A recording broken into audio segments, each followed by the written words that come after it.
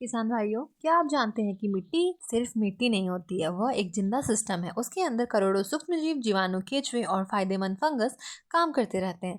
और अगर यह सिस्टम बिगड़ जाए तो कितनी भी खाद डाल लो, फायदा सीमित ही रहेगा। और सच तो यह है कि हम बस एक ऐसी गलती कर रहे हैं जो शुरुआत में फायदा देती है, फसल हरी दिखती है, बढ़वार भी तेज होती है, लेकिन धीरे धीरे वह गलती जमीन की असली ताकत को खत्म कर देती है। क्या आप जानना चाहेंगे कि वह गलती क्या है जो आपकी मिट्टी को अंदर से कमजोर बना रही है?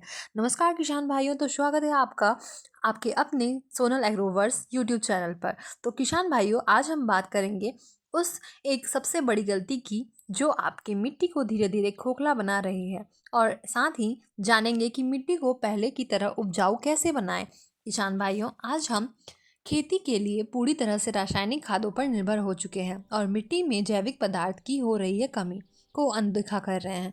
और किसान भाइयों, जब हम बार बार यूरिया, डीएपी, एनएपी का इस्तेमाल करते हैं तो हमें तुरंत ही हरियाली दिखाई देती है, फसल तेजी से बढ़ती है, लेकिन असली सवाल यह है कि मिट्टी के अंदर क्या हो रहा है। वैज्ञानिक रूप से समझिए, मिट्टी सिर्फ मिट्टी नहीं होती, वह एक जिंदा इकोसिस्टम है और उसमें करोड़ों सूक्ष्मजीव, फंगस, बैक्टीरिया और एक्टिनोमाइसीटीज और केचुए रहते हैं। यह जीव मिट्टी को भुरभुरा रखती है और पोषक तत्वों को घुलनशील बनाते हैं और जड़ों तक पहुंचाते हैं।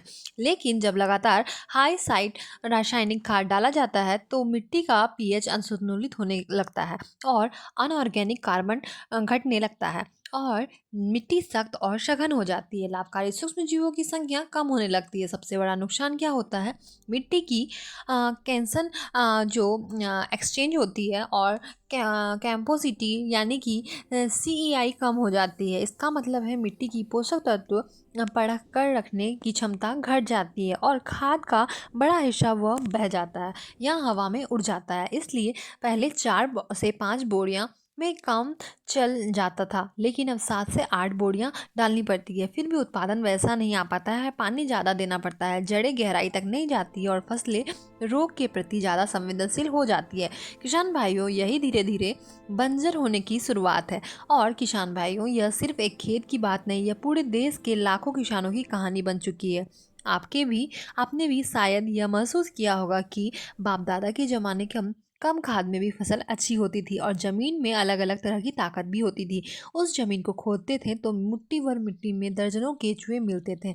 मिट्टी की खुशबू अलग होती थी और बूढ़ापन अलग होता था। लेकिन आज उसी ज़मीन को खोदिए तो मिट्टी सख्त और पपड़ीदार और बेजान मिलती है। केचुए तो गायब ही हो चुके हैं और वहाँ जीवंत खुशबू भी कहीं खो गई है। यह बदलाव रातों रात नहीं आया है किसान भाइयों, यह धीरे धीरे साल दर साल एक के बाद एक रासायनिक खाद के इस्तेमाल से हुआ है। और सबसे दुखद बात यह है कि हम इसे देख तो रहे हैं लेकिन समझ नहीं पा रहे हैं या समझना नहीं चाहते हैं। किसान भाइयों, एक बात और समझिए, जब मिट्टी को जैविक सक्रियता खत्म होती है तो उसे उत्पादन नहीं घटता है, बल्कि उस जमीन की पानी को सोखने की ताकत कम हो जाती है। जमीन बारिश का पानी रोक नहीं पाता है, वह पानी बह जाता है और सिंचाई का खर्च बढ़ता जाता है।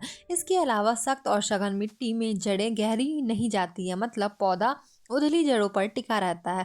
हल्की सी आंधी या तेज बारिश में फसल गिर जाती है और जब जड़ें गहरी नहीं होती है तो गहराई में मौजूद पोषक तत्व भी पौधों को नहीं मिलते हैं। किसान भाइयों, क्या आपने कभी सोचा है कि हर साल कीटनाशकों का खर्च क्यों बढ़ता जा रहा है? क्योंकि जिस मिट्टी में जैविक संतुलन होता है वह मिट्टी खुद ही फसल को कई बीमारियों से बचाती है। लाभकारी फंगस और बैक्टीरिया हानिकारक रोगाणु को दबाए रखते हैं, लेकिन जैसे ही यह जैविक संतुलन बिगड़ता है, रोग और कीट हावी हो जाते हैं और हम ज़्यादा से ज़्यादा दवाइयाँ डालने लगते हैं, जो फिर से मिट्टी को और कहीं नुकसान पहुंचाती है।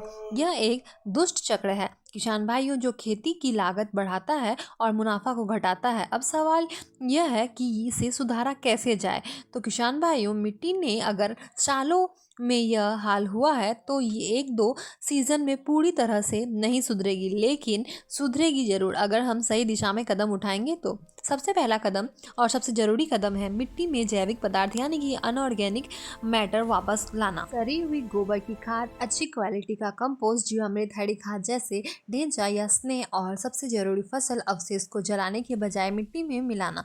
किसान भाइयों, पराली जलाना एक बहुत बड़ी गलती है। एक बार पराली जलाने से मिट्टी की ऊपरी सतह में मौजूद लाखों करोड़ों लाभकारी जीव जलकर राख हो जाते हैं, जो जीव सालों में पले बड़े होते हैं वे पल में भर में खत्म हो जाते हैं। इसकी जगह अगर फसल अवशेष को मिट्टी में मिलाया जाए या कंपोस्ट बनाया जाए तो वही अवशेष मिट्टी को ऑर्गेनिक कार्बन देते हैं और सूक्ष्म जीवों को भोजन मिलता है। दूसरा कदम है रासायनिक खादों का संतुलन और परीक्षण आधारित उपयोग। किसान भाइयों, मिट्टी परीक्षण जरूर कराएं। हर जिले में सरकारी मिट्टी परीक्षण प्रयोगशाला होती है। वहाँ बहुत ही कम खर्च में आपकी मिट्टी पूरी जांच हो जाती है और इससे आपको पता लगता है कि आपकी मिट्टी में किस पोषक तत्व की कमी है और कितनी खाद वाकई जरूरी है। जितनी जरूरत है उतना ही डालें।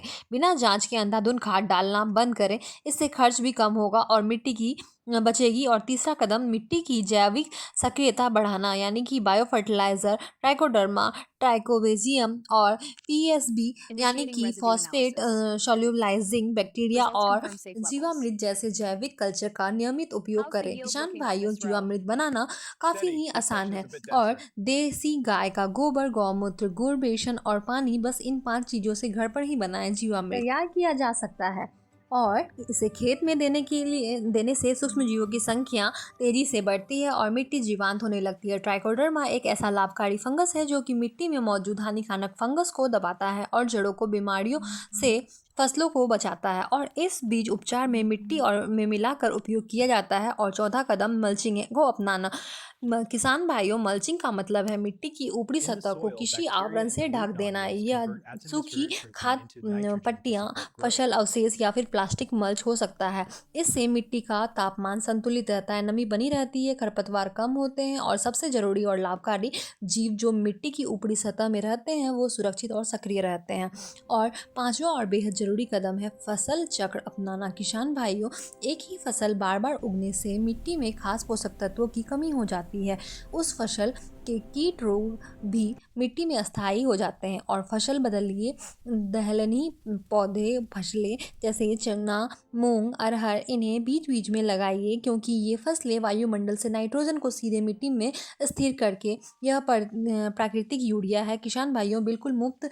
किसान भाइयों, अगर आपकी मिट्टी में अनऑर्गेनिक कार्बन 0.5% से नीचे है तो समझिए कि खतरे की घंटी बज चुकी है। भारत में अधिकांश कृषि भूमि में आज अनऑर्गेनिक कार्बन के 0.3 और 0.4% के बीच रह गया है, जो बेहद चिंताजनक है। इसे धीरे धीरे 1.5 से 2% तक लेकर जाइए।